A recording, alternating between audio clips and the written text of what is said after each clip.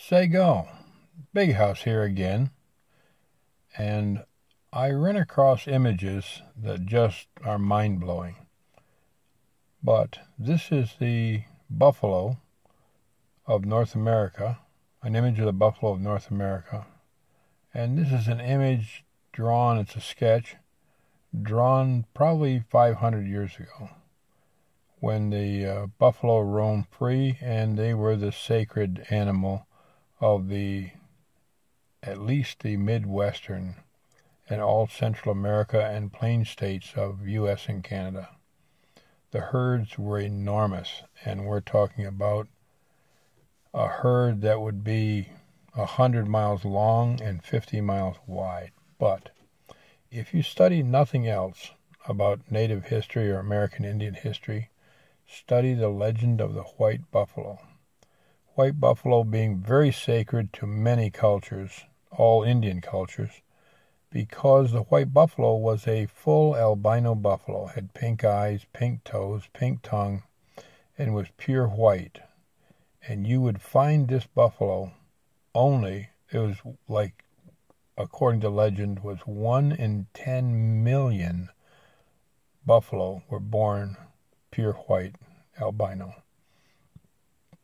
So it was very, very rare. You might see one white buffalo by legend in a lifetime. So being very sacred, please study the legend of the white buffalo. The herds were enormous, and of course, everybody knows they were slaughtered off in no time flat. Millions and millions of buffaloes just for sport and for the hides.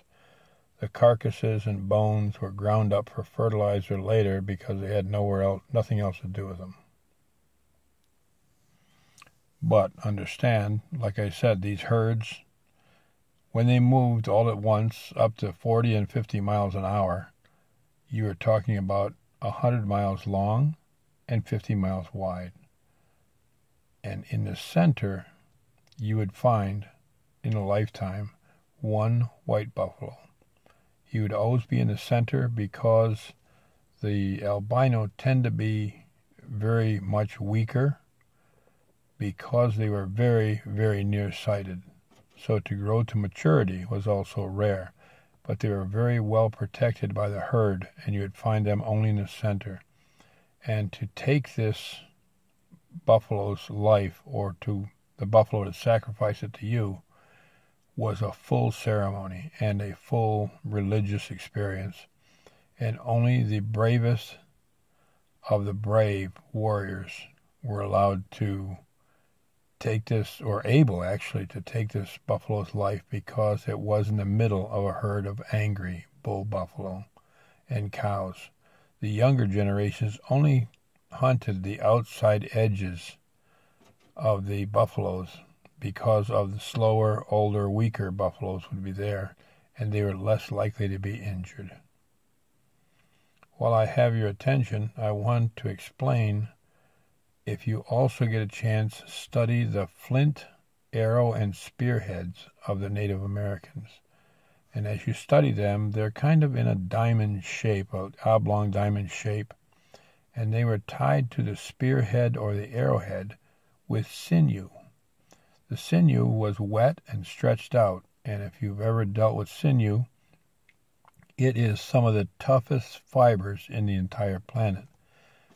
So they would wet the sinew and tie the arrowhead or spear to the shaft, and realistically, when they hunted, they didn't always need to kill the whatever, buffalo or deer or antelope, bear, whatever. They just needed to get as many arrows and spears into them as possible. As time went on, a day or two, the sinew would be soaked with blood, and it would stretch and release the arrowhead inside the carcass. At which point, because the flint, if it was properly knapped, is 300 times more sharp than a scalpel in surgery. And they're used for cosmetic surgery now all the time, very valuable edges. 300 times sharper. So you literally, by legend, they claim you didn't even feel yourself being shot by the arrowhead or the spear because it was so sharp. All you would feel is the shaft. And as you pulled the shaft out, the arrowhead would start traveling through your body until it either came out the other side in a few days or hit a major organ or was stopped by a bone. And if you go to the Smithsonian, you can see evidence of these arrowheads stuck in vertebrae, leg bones, calf bones, hip bones, back bones, ribs, neck bones, whatever, that have traveled through the body till they hit a bone and the bone grows over it, over the sharp edges. So if you study nothing else in your travels of study across the Native Americans, study the white buffalo, legend of the white buffalo.